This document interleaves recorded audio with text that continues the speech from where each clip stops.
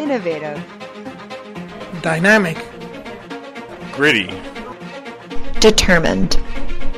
Warrior. This podcast is about the innovators, the leaders on the front lines of adversity, the all-around good people doing good deeds. They are the civic warriors of the world. Withum's guests are the leaders in the nonprofit industry affecting change. They try, they fail, they overcome. Through their stories, we can join forces to become civic warriors.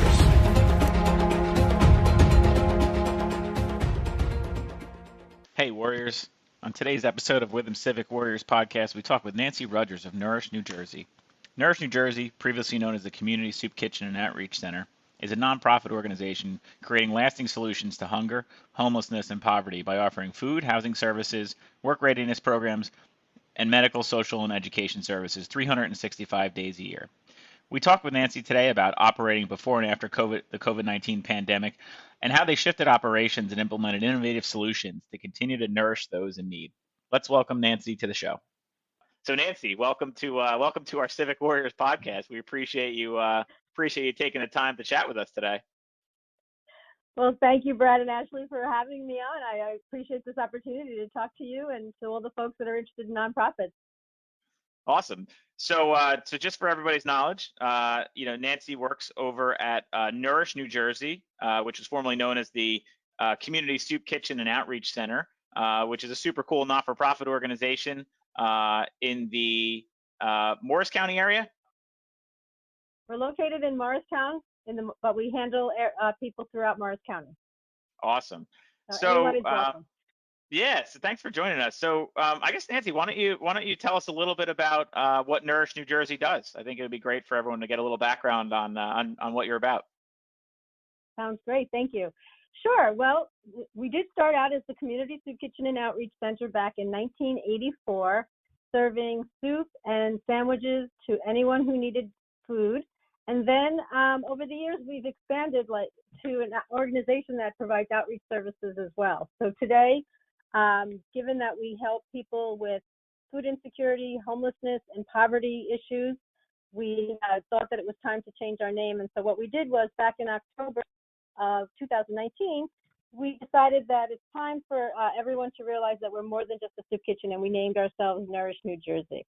But what we are is an organization, like I said, that helps anyone who is in need of food or outreach services. And food insecurity is something that people don't really understand from the perspective that they think that just having enough money to put food on the table is sufficient. But that's not really it. Healthy eating is what we are all about.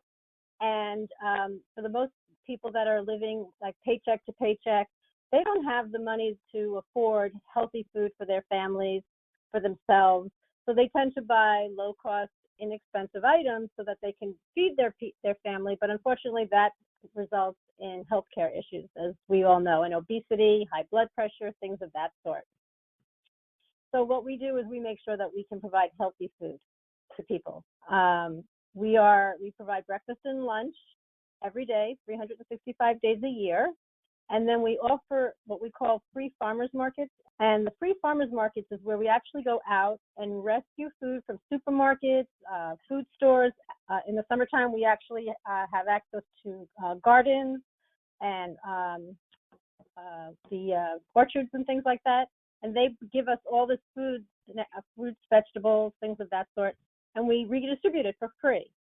So that's like our real focus point, making sure that we can rescue and obtain and then redistribute free, healthy food to whoever needs it. So, of course, all of our programs are pre-COVID because we are socially distancing, but that hasn't stopped us because we know that the people that we serve under a pre-COVID scenario are even more in need of our help with COVID. So we did shift our programs to make it socially distant and safe for the staff and for the people that we're helping. So right now, for example, we still serve daily meals, but we're doing a takeout. And we serve breakfast and lunch, sort of a brunch package, and we give those out every day. And we're still probably serving 125 of those a day. We are doing bagged groceries right now for the senior citizens that are self-isolating because they're too dangerous for them to go out. And we're delivering household items, canned foods, medicines if they need that, all to their doorsteps. And we work with a couple of senior citizen housing complexes under the Morristown Housing Authority. Mhm. So through that, you know, we have a relationship that we started 6 months ago, and we bring it right to the housing authority, and then the guests come down, the senior citizens come down, they help themselves. But we're also bringing the groceries bags to like people that are sheltering in motels and things because they might be quarantined because they do have COVID. We're leaving things on their front door, and we still use our outreach program. Our outreach program is something that is very instrumental for our guests because food insecurity and poverty and homelessness are just symptoms of other problems that they have. So our outreach staff, which normally meets face-to-face, one-on-one with our guests to help them with whatever they need help with, is now doing it remotely. And they are doing wellness check-ins by phone. They're doing mental health counseling by phone. And then again, if they're needing access to prescriptions and things like that, we're helping them get all that. So we haven't stopped what we're doing at all. We're still out there doing it. We've just had to make sure that we could alternate our patterns or suspend our normal activities, if you will, and pivot it to a way that was acceptable during this crisis that we're dealing with. Yeah, and that's I think a lot of organizations are trying to navigate that and figure out, you know, how do you transition from you know, being an in-person serving organization, right? I think historically much of your services and much of the food you distribute and really the outreach center was all an in-person activity, right? So it wasn't virtual probably at all prior to this, correct? Absolutely. I mean, that's part of, we're more of our organization is set up, yes, come to us, we help you, but we've created a community and a social environment right in our dining room. So the people that come there, some of them are lonely and alone. They don't have family, and they've learned that the people that they've met in our organization as staff, as well as the people that come in to have a meal, are now part of their family. They're now part of their social network. So it's a social environment. And that's the piece that's missing for a lot of people, which of course kind of translates into more stress and mental anxiety, and then increases our need on the outreach side. I didn't really touch too much on the different programs that the outreach does, but I'll throw it out there now. With our outreach program, we've been helping people find housing. We've been helping people find jobs. And our mental health program that I've talked about a little bit here and there is probably the most prevalent one right now, because all the people that are dealing with the issues that they have in their personal life, somewhere it's a result of some trauma. And that trauma and some PTSD situations causes them not to be able to hold down a job, causes them maybe not to be able to be rational in living and maintaining their household living accommodations. So we advocate for them and we mediate with them so that we can kind of be their hand holder, if you will, and make sure that we can intervene whenever it's necessary, if it means, talking them down off the ledge, if you will, so that they can handle the situation at hand. Because a small thing that we might consider, an easy situation to think about and resolve could be traumatic for them because they just have no basis for stability or, like a comfort level, if you will. Yeah, and I think that's super relevant for, I think, a lot of people to know. Before this call, we obviously got introduced to you through Mike Kulik, who's a partner here at Witham. And I think Mike said the same thing. I asked him, I said, if you wanted the world to know something about Nourish New Jersey, what would it be? And he said, his comment was, we're so much more than a soup kitchen, and we're so much more than providing food. We provide the entire suite to help people get, either get back on their feet or maintain a healthy lifestyle or, transition to be a better person. And I think, I appreciate you sharing your comments on what you are doing and how you're doing that. And I know myself, I serve in an organization called Coming Home where, my executive director that I worked with over there, she always imbibes in me that, it's more than just, putting someone into a house. If you're homeless, it's more than just saying, here's the keys to a house, because there's a, first and foremost, there's an accessibility component. You have to find the housing. There's a sustainability component. You have to be able to maintain a job to pay for the housing, not just being subsidized. And then there's an affordability component. You need to be able to make enough money, whether it's through subsidy or through working, to maintain that lifestyle. And then the last thing in all of that is, with COVID-19, the thing I learned having 2 young kids is that your anxiety level just like every day goes like this, because not only are you trying to do your job differently than you've ever done it before, so you're venturing into this new skill, but you're also, sometimes kids kids at that age don't fully grasp or understand what's going on. And you can't, you've probably heard this before, but you can't rationalize with a 3-year-old. You could tell them, but it doesn't go so far. There's always a why, Daddy. Why? But why? But why? And you said it all in a nutshell. Yeah, and correct. You've hit right on it. So, I guess, maybe one of the things I think you mentioned to us, in chatting with you, obviously one organization probably can't do everything, right? And so you can, and you do, but do you partner with any other agencies to kind of help with that suite of services you provide, or to help, individuals thrive? Do you partner with any other agencies or organizations? Yeah. So, we do. Some of our biggest partners, first of all, let's say we do partner with Morristown Memorial Hospital, the Community Health Division, and we work very closely with them. They help us with all of our homeless people. They help us with medical care for everyone who doesn't have health insurance. They communicate back and forth, because like I said, a lot of times we're their emergency contact for some of our folks.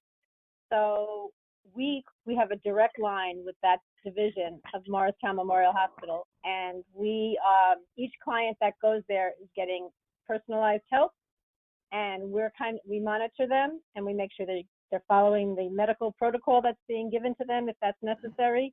So that's a big partner of ours, and they financially support us as well. We also work with the Sioux Falls Health Clinic, and once a month the mobile van, if you will, comes to our organization and does well care checkups, diabetes testing. Oh, cool. They provide, whether you have insurance or not, a physical of medical health care. And they have some of our guests as clients. So each month when they are coming, they're checking the records and keeping them up to making sure they're adhering to whatever protocol they need to be following. We also work with the Morristown Housing Authority, and that's the area where 3 of the low-income senior housing facilities that are under the Morristown Housing Authority are the ones that we're working with, and we're working with over 200 people that live in those apartments, providing them with healthy food, and we're delivering it to them. Many of them have diabetes, high blood pressure. They're on a fixed income, so they can't really afford healthy food. So those are 3 particular senior housing complexes that we are working with to provide healthy food with every week. And we're doing that now during COVID. We're delivering grocery bags to them right now. We partner with other organizations like the Hispanic Community of New Jersey. We work with JBWS. We work with, there's like a whole slew of them. Oh yeah, I'm sure, I'm sure you're working with more than you can list, and I'm sure, for not putting you on the spot and making you name everyone, and then someone listens to this and is like, why didn't you name me? I'm sure you work with we have a lot of corporations. And corporations. We have a lot of corporations that help us. And you know what? The employees within the organization, like Witham is one of them, where your employees have expertise and you donate your time to us. You guys have done that, and we've worked with other corporations who send their employees into the dining room to help with our employment program. So there'll be people volunteering in the dining room that have skills with preparing resumes, doing mock interviews, helping with finding online job applications. So we rely on over 3,000 volunteers in our organization to help make this organization run efficiently and effectively. We keep a very lean staff. For that reason, we need our volunteers. And our volunteers come in all ranges. You know, the volunteers help prepare the meal, serve the meal, but they also provide their expertise and skills in the dining room and can work one-on-one with our guests. Yeah, I mean, 3,000 volunteers is a lot of volunteers. That's a lot of volunteers. Yeah, how do you manage? Do you have like a volunteer program, or do you have a like a system in place for managing volunteers? I know we do work with a lot of organizations that are heavily volunteer driven, and I think we find that administratively it becomes a little bit of a, you know, administratively and somewhat legally it comes a little bit of a challenge to manage. But how do you go about that? Any thing we can learn from what you're doing? Well, we do ask all of our volunteers to attend a brief 30-minute orientation, and this way we can give them, we operate under the Board of Health guidelines as well. So we are safe serve in the kitchen, and we want to make sure that our people that are working to serve the food, everyone kind of goes by the guidelines of the Board of Health. So the 30-minute briefing that we do allows us to go through the guidelines of what you need to know, how you volunteer, and, you know, the routine, so that people aren't walking in sort of uneasy, that they don't know what they're going to be doing. We want you to come in comfortable. We want you to come in happy. Yeah, we have someone who handles, two people actually, that handle volunteers 100% of their time, because it is a big job. But that is what we need to keep our overhead down, is the volunteers. And the volunteers do everything. I mean, they help us unload donations that are coming in. They help us restock our pantry. They help us prepare the food, serve the food, clean up. And again, if they have talents, we have other things that we do in the dining room. We have like a music therapy and an art program. So if their talent is in music and art, they can come and join us with that. And they like to work with the guests. That's the other thing. They do enjoy. Our volunteers are excited to be able to interact, and our guests love that too. Yeah, I can only imagine. That's cool. And yeah, I've heard. I mean, a couple of clients I work with, they have the, you know, the position of volunteer manager. You know, That's not an easy job. No, and I'm sure there's paperwork involved, and I'm sure, you know, just getting everyone scheduled and organized, and there's a lot that goes into it. You know, a lot of corporations want to donate their time and effort. You know, organizations like us, you know, we love doing it, and I know it actually, like, when I approach organizations, sometimes it's stressful to organizations that we come and volunteer for them.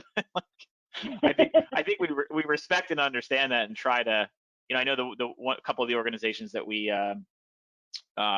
do some bigger volunteer activities for, you know, we kind of are like, okay, instead of us telling you when we can come, why don't you tell us when you need us most, and that's when we'll be there. And I think that's one of the hardest things to understand, because I think a lot of corporations are, hey, you know, we have a volunteer, and Witham does it too. We have our Witham Week of Caring, and that's around Thanksgiving time for obvious reasons.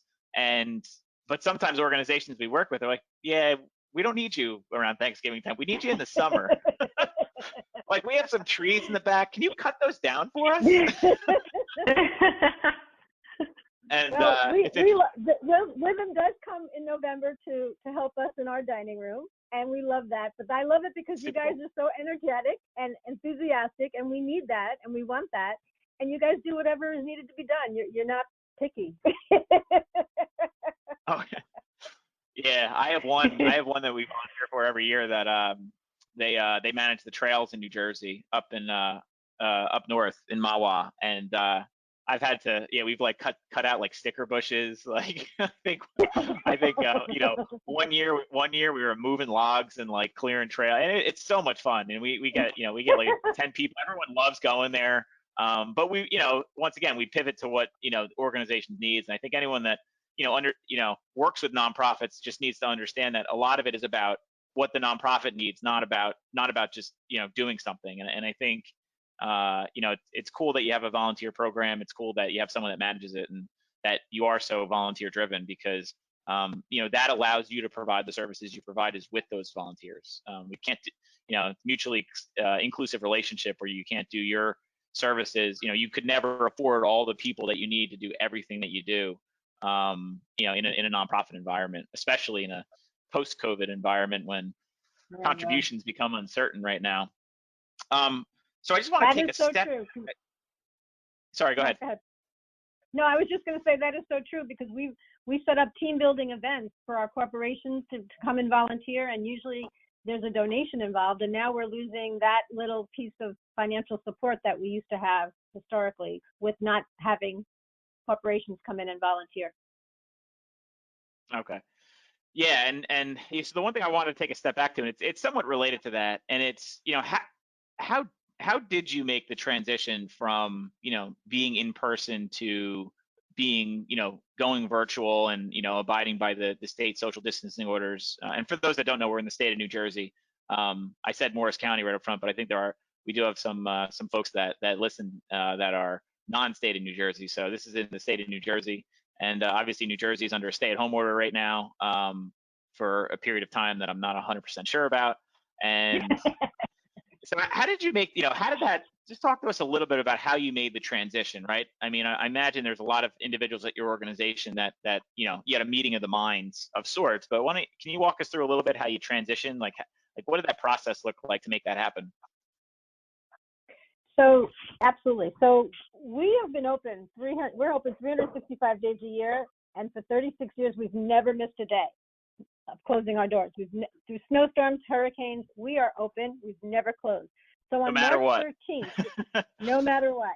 So March 13th was a Friday, and we had an emergency staff meeting, and all hands on deck, and we discussed what we were going to do. And basically, we wanted to make sure that we were protecting everyone, volunteers, guests, and staff. So we pivoted into takeouts right away. We discussed this on Friday, and we implemented it on Saturday. So basically, we said, okay, we're going to limit the number of people working in the dining room or in the kitchen, which is like 3 staff members only.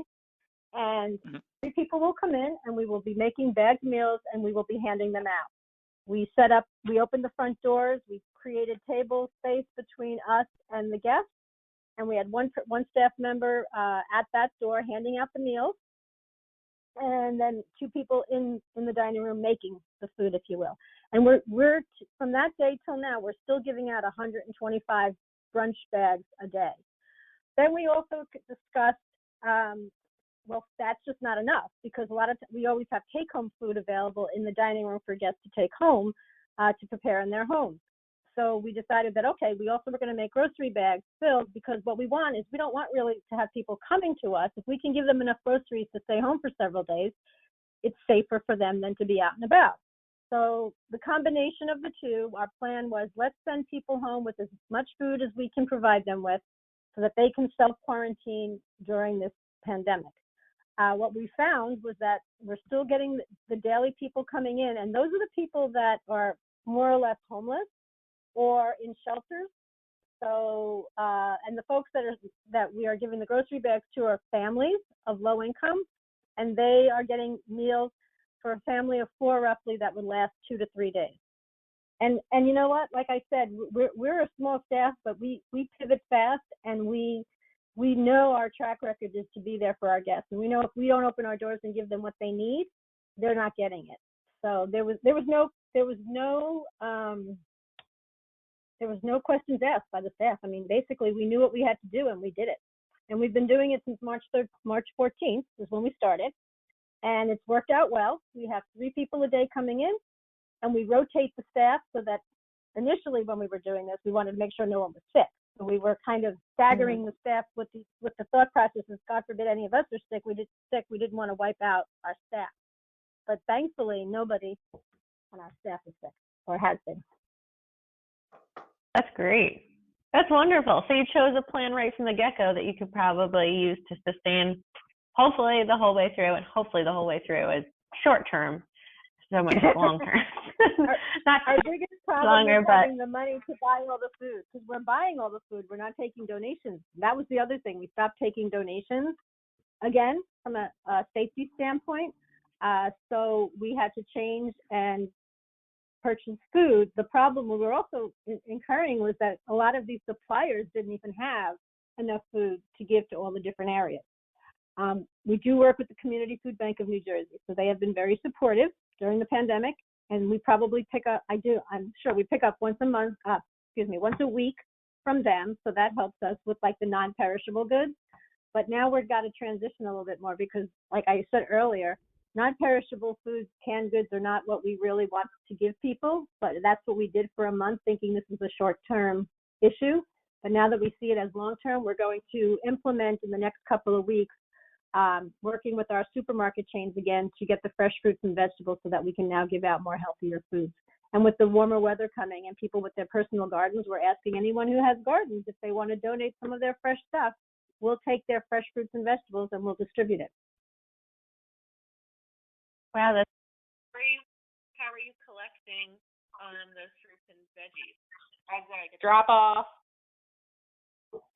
So yes, two ways. One, the ones that we're getting from the restaurants, and actually the ones that we're getting from the supermarket chains, our van goes out every day and picks up from the supermarket chains, and everyone's masked and gloved, and there's usually containers already sitting there waiting for us. For donations that are coming in now through individuals, we set it up on Tuesdays and Thursdays that they can drop off between 10 and 1, and we have bins outside. So people can just leave their donations outside. Tell us that you're coming so we know to go outside and check, and then we bring it in. Awesome. How do you, as an organization, obviously you promote, healthy eating, and serving meals. Do you have a nutritionist, or how do you come up with the choices for, what's being served? So last year, when we transitioned into this healthy food program, we worked with a couple of nutritionists who volunteered their time with our kitchen coordinator and our director of operations who does the meal plan. And together they came up with items that could replace the things that people were like, we don't use white rice anymore. We use brown rice. We use fresh vegetables. We now buy fresh meat. We don't, the whole frozen food, meat products and processed meats, we don't use any of that. We buy fresh chicken, we buy fresh vegetables, and yes, we did work with a nutritionist. She volunteered to help us with the program. Oh, that's so cool. Yeah, and it's definitely, it's funny. For the first time in my life, we went through this like health assessment where they kind of looked at your longevity. It was like a longevity study to see, and at the end, the whole thing with it is they say they're going to tell you how long you're going to live, but as part of that, I never would have gone. I don't know if I want to know that. Oh no. Yeah, that's what I'm thinking. It's kind of scary. Yeah, it's crazy what they tell you too, because they run all these tests that you never would have run, and so there's a lot of like random things. Like I don't know, like I found out I have like a low bone density, and like I have like a spine of like a 90-year-old, and it's like, all right, cool. Like what do I do about that? Yeah, and it's very odd, and but it's so telling them when you hear these things, like because they run like a bone density test. Like when would you ever get a bone density test done? And they did that. But anyway, as part of this, they kind of go through all this nutritional stuff. And I would never go to a nutritionist. But when I talked with the nutritionist, I'm like they gave me literally like 5 to 10 tips. Like, hey, here's a sheet of paper. Consider doing these couple things. And I could tell you, like, it makes all the world of difference just having someone say, hey, eat this, not that. Do this, not that. And those small changes like make a world of difference, like incorporating more almond butter in your diet, or whatever the random secret or trick is. But food has so much impact on our mood and has so much impact on our well-being, both mentally and physically, that I think a lot of people need to really consider that and understand like the value of the service and the of your organization and what you're doing for the community. Because as you said in the beginning, and I forget the exact words, but it was something along the lines of, food is healthcare. Food is the one of the main sources of well-being, and most individuals don't necessarily eat healthy, especially if you don't have access to healthy food, or you can't afford healthy food, which, as everybody knows, healthy food is typically more expensive than unhealthy food. I can go buy a box of mac and cheese pretty cheap, but if I want to go make a healthy meal, it may cost me 3 to 4 times that to make that healthy meal. So, we really commend you on kind of not only serving food, but having the mindset that it's more about us helping that individual than us putting a meal on a table. And I think that's one of my big takeaways of just understanding more about what you're doing, and I think that's great. And that's our approach. We have this holistic approach to what we're doing. And, if I needed to break it down into 4 groups, like food is our entryway into helping people. And from there, we find out what is it that they need? Do they need a place to live? Do we need to help them find a place to live? Do we need to help them get a job?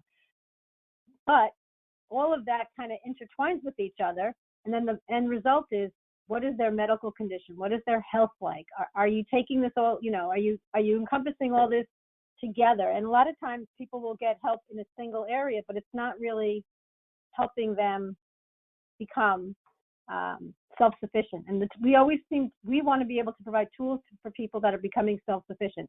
And a point that I probably should make that I didn't, is that a lot of the people that we're helping fall through the cracks of our system.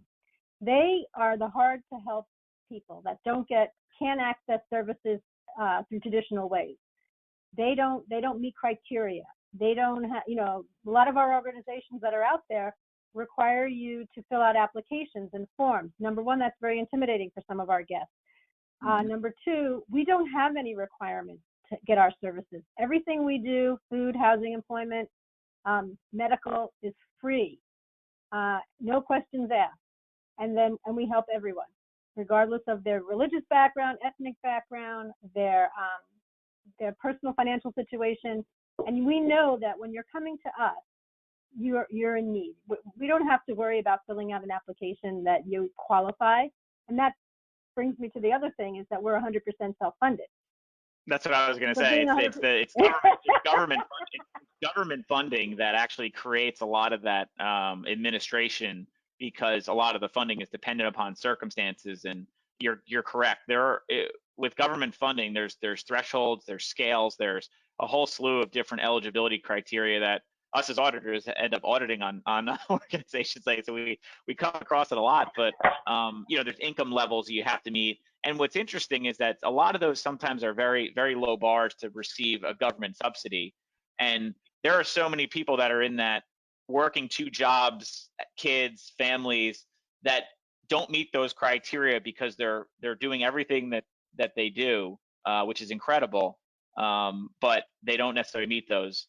I always said if I created a charity, because of having kids now, if I created a charity, it would be helping single working moms, because I don't know how you do it. I honestly don't know how you make that happen, and because they're working, because they may not get that. So why don't you talk? I think it's good lead in. It was definitely something I kind of totally cut you off, but right. So government funding does create some of that, and you're not government funded, so you do have the ability to offer a more a less intimidating and a more open service. That's exactly right. We choose not to accept government funding because we don't want to turn anyone away, and we want to create a barrier, stigma-free environment for people so that they feel comfortable coming and asking for help. Because people in need there's a humbleness to having to ask for help. So if we create a friendly, warm environment, which we've always done, you come in, there's a smile greeting you at the door. How are you?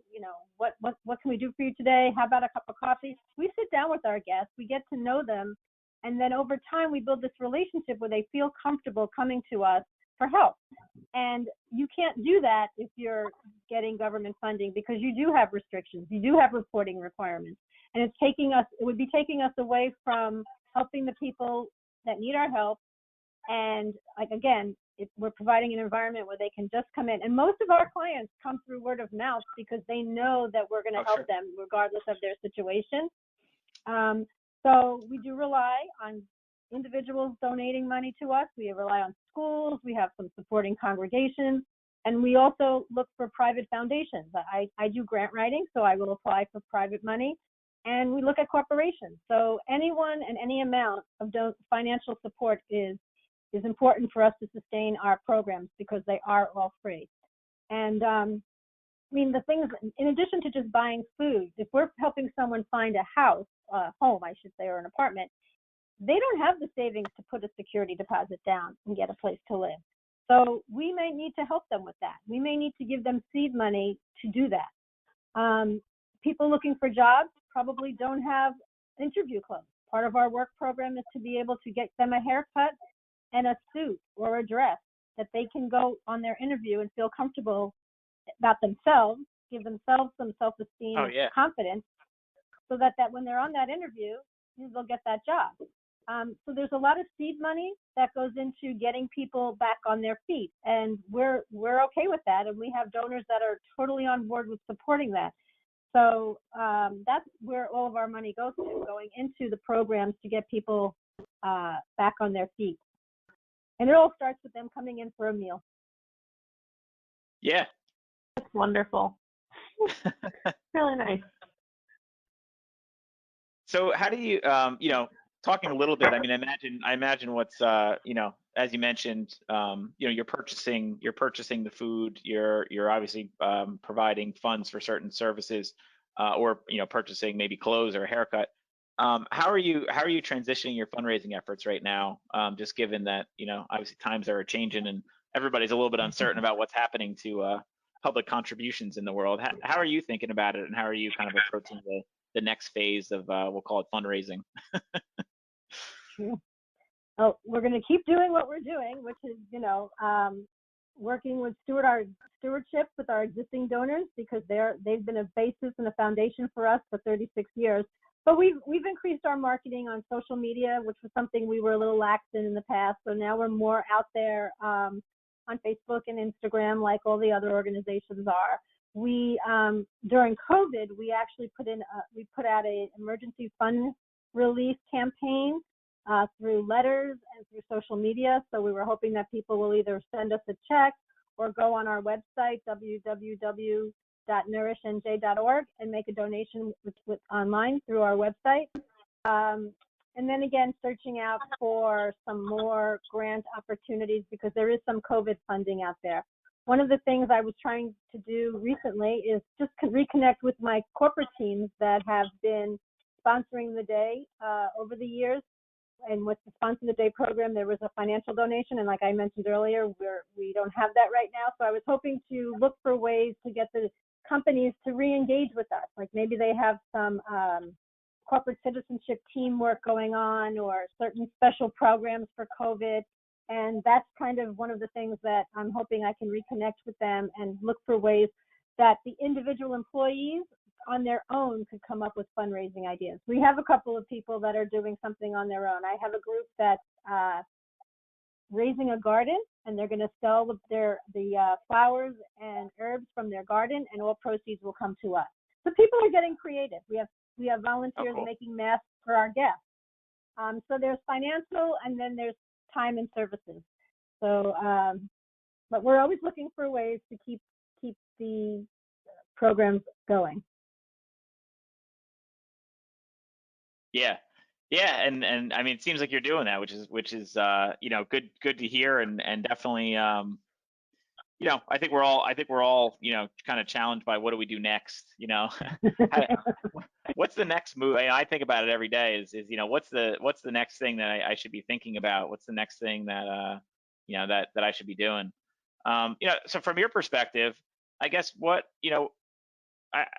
I can never find a better way to ask this, but like what keeps you up at night with Nourish New Jersey? Like what are the things that you're either challenged with, or we talked about a few of them, but what are the things that you would say, man, I really need this help from the public? What would that be, other than, hey, here's $1 million check? Other than I don't know. Although that would be nice, wouldn't it? That would be nice. Right now, what I think about is the aftermath of COVID-19, honestly. We have done such a great job prior. We housed 87 homeless people, and we got 107 people jobs. Those folks, plus many, many, many more, are going to be coming to our door now after this is over, because they have lost their jobs. They have had their wages cut. So I feel like the next 24 months is going to be very, very challenging for us as an organization, because we are going to see a significant increase in poverty and homelessness. People are going to be, this whole rent the word that they're using now, where you don't have to pay your rent for a little while. Holiday. Holiday. We're going to see a lot of evictions. I mean, we're going to see a lot of people coming to us saying, I can't pay this back rent. What do we do? Yes. So the question is, do you really want people to lose their homes over a few $100s or a few $1,000s if we've got multiple people? For us, it's very hard once you become homeless to get back into an apartment complex. So we want to make sure that we have the financial resources, and it is all about finance. I'm sorry to say, to keep these people housed if they're unemployed, and then get them back on track to be able to get a job. Because I think that the numbers are going to be astonishing after when all this settles down. I really do. Yeah, I think that's definitely a lot of our concern too, is that it's not necessarily right now. I think everyone's somewhat managing right now. It's what happens after the fact. A lot of businesses that have always been open, that have been very active in communities, that made donations, that supported different people and individuals. I mean, some of those businesses may not be around after this because of everything going on. If you can't open a lot of restaurants that can't open their doors for 2 months. I mean, that has a detrimental effect on so many levels. Think about the one thing that keep thinking about is like all the real estate out there right now. Anyone that's a landlord or a real estate, commercial real estate, there's going to be some substantial changes to how we even go about commercial real estate. Like, think about all the department stores. I mean, my thought is, a lot of that may ultimately end up being converted to housing, because the housing is where there's a shortage, and there's just this plethora of storefronts where, when something like this happens, a lot of people realize that or they may be scared to go to storefronts. I mean, there may be this there's this psychological component. What I'm trying to say is there's this psychological component that I think a lot of us can't predict, and it's going to be a real eye opener to figure out how we pivot as a society, and really how consumer behavior, how people are going to react. And organizations like yours are going to continue to do the hard work, and a lot more people are probably going to need your services, and I hate saying that, but so anyone that can support your organization, I think it's a very worthwhile cause to support, and really makes an impact on your community. I mean, even just looking at some of the statistics that you provided us before even jumping on this call, just looking at that, and I think it's good, and it's better you saying it than me, because I'm totally gonna mince something, but how many people, before pre-COVID, how many people a day did you serve? So pre-COVID, we were serving between 200 and 250 meals a day. That's breakfast and lunch. And through the farmers markets distribution, we were reaching 1,600 people. And those are usually working poor families. 1,600. We have, yep. So the markets are a big program for us, if you will, because we're feeding working poor families. Like you mentioned before, a lot of people are working 2 jobs at minimum wage to support their families, mothers and fathers. And as a result, they don't qualify for any kind of a financial assistance or help. But they still can't make ends meet. They're paying their basic bills to keep their house, keep their job, and what have you, transportation. So the food is always the thing that is discretionary. If you can't afford it, you don't get it. So those markets have been a really, really important piece of salvation for these families. But we're not only doing the working poor families and the senior citizens that I mentioned, but we're also actually delivering food to the Morristown High School and the County College of Morris, because we learned last year that a lot of our students were dropping out of school because they couldn't afford to stay in school, and they needed to help support their family and get a job. So the other program that we instituted last year is making sure that students don't have to choose between their education and feeding their family and helping support the household bills. So we are now providing free food in a pantry fashion, very discreetly, so that there's no stigma attached to it, and the students don't have to feel. We're doing it with the help of the guidance department. So like we kind of are doing it in the shadows, and the guidance department knows who needs what and how to. Oh, sure. So basically, helping students stay in school so that they can get an education and get a job, and we can try to help break the cycle of poverty in their future. Because otherwise, we're putting a Band-Aid on it. If we can't help kids get educated, get jobs, they're gonna result in the same situation that they grew up in, and that's not what we want. Wow. No. That's so impactful. That's huge. And these are things that some people don't even think about. And actually, the fact that you're saying it kind of goes on in the shadows is what is good for the students, so that they don't feel, like you said, there's a stigma attached to it. But it also just shines light on what you guys are doing, that there's so many things you're doing that a lot of people might not even consider going about their normal daily lives, that other people are in these scenarios where they need the support in those ways. And it all comes back to food, how that can be such a huge influence and game changer. It is a game changer for everyone. It really is. And you're right. Most people don't know about Nourish NJ. And when they knew us, some people knew us as Community Soup Kitchen, really thought of us as just a soup kitchen. And I say that because that in and of itself has a stigma attached to it. So changing our name we felt was very impactful, but also still trying to bring awareness to everyone that we're more than, we do so much more than feed people, but food is the most important part of what we do.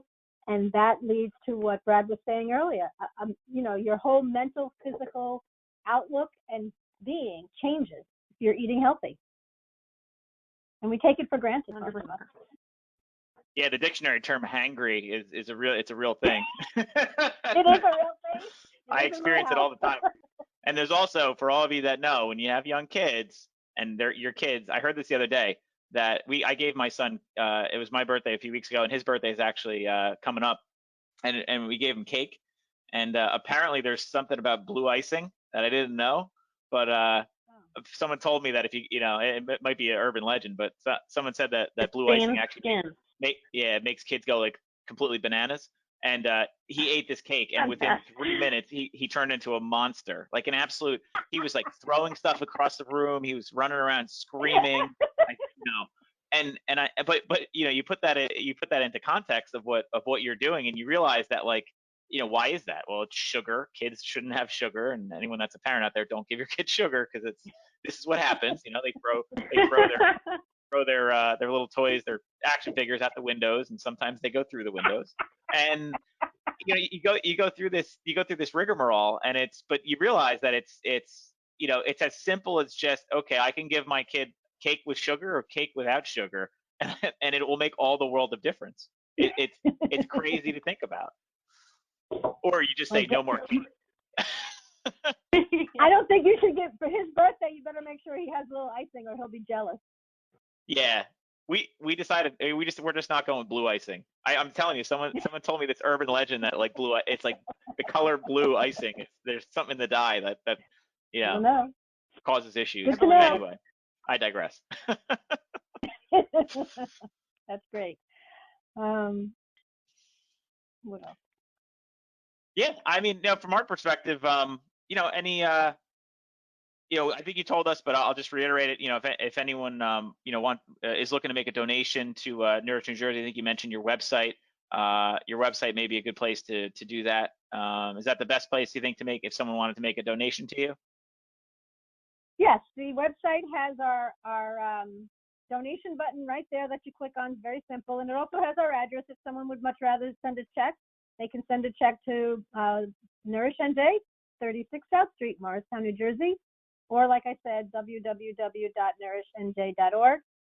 They could call us if they want to chat. I can tell them all about how helpful and useful their donation will make an impact on people. And we need their help, because not only will the need for services increase, but I'm sure a lot of people's personal financial situations that normally were able to give might change as a result of this pandemic. So, in order for us to sustain ourselves, we're going to need a lot of help from new people as well as our existing donors, because we know that everyone's going to be struggling financially, even if you have a safety net, fortunately, to rely on. We're all going to get hit pretty hard personally. And the people that we're helping are already struggling. So that just means from Nourish NJ's perspective that they are just going to be in much more dire straits than they are. And we've started to see it. I mean, the numbers, we had talked about what we're doing right now, but a lot of what we're seeing is, again, people calling us and in search of how can I get this, and this. It's going to be sad, and it's going to be busy, but Nourish NJ has always promised to be there to help people, and this won't change our commitment to being in the community and helping them with whatever they need from us. We make it happen. We do. We always find a way. We believe in serendipity. We know that whenever there's a need, and if we're in a difficult spot, if we just put it out there, it gets done. I've been there 13 years. To me, this is not a job. This is a passion of mine.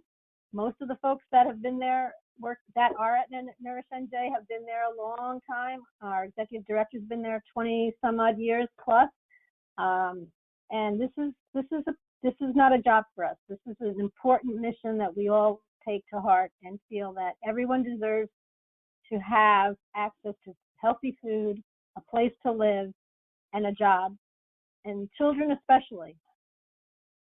So we want to make sure that we can get our kids on the right path so that they can break the cycle that they might have grown up in as part of no fault of their own, just the fact that the circumstances were not there when the services might not have been there for them to get an opportunity to make a change.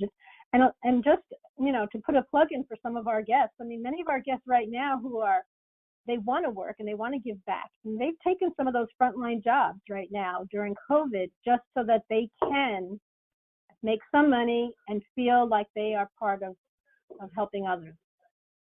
So.